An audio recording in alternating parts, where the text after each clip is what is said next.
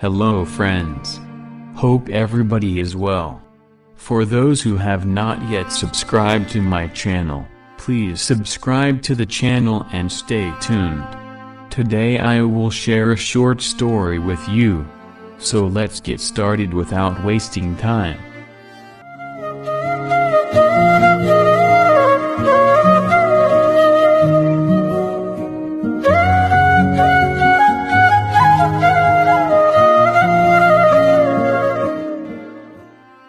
Jerry was the kind of guy you love to hate.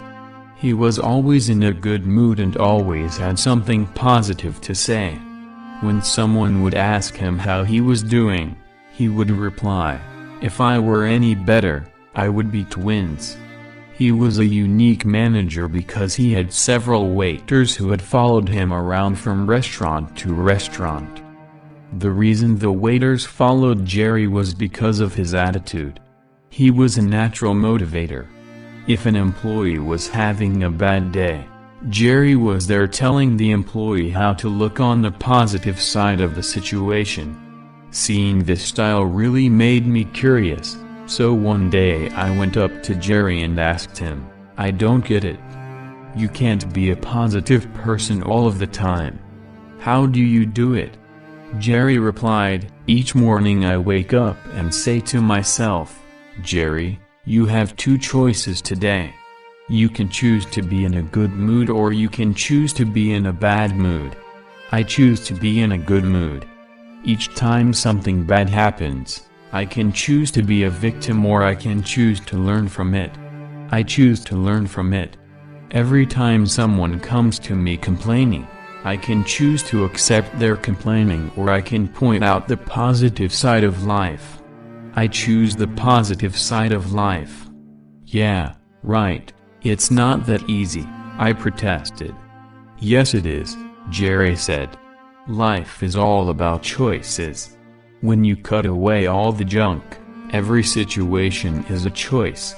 You choose how you react to situations. You choose how people will affect your mood.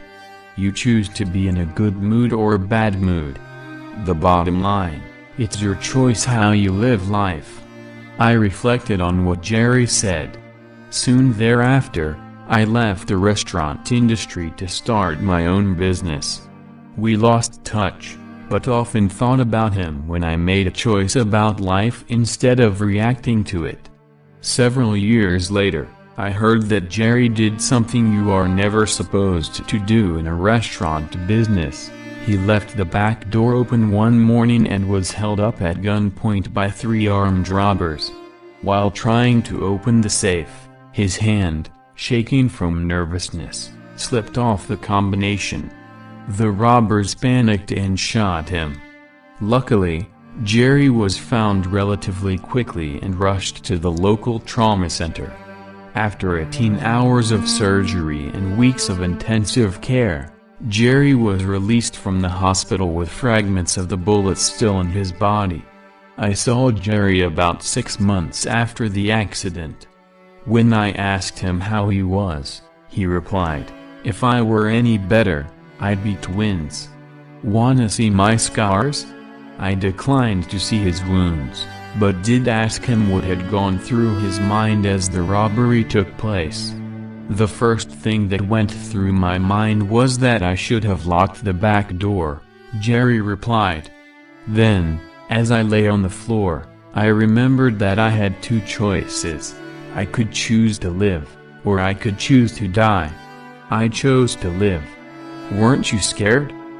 Did you lose consciousness?" I asked. Jerry continued, "The paramedics were great. They kept telling me I was going to be fine. But when they wheeled me into the emergency room and I saw the expressions on the faces of the doctors and nurses, I got really scared.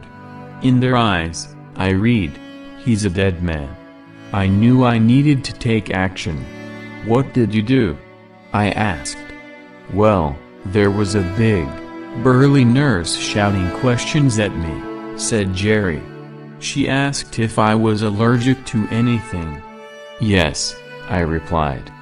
The doctors and nurses stopped working as they waited for my reply.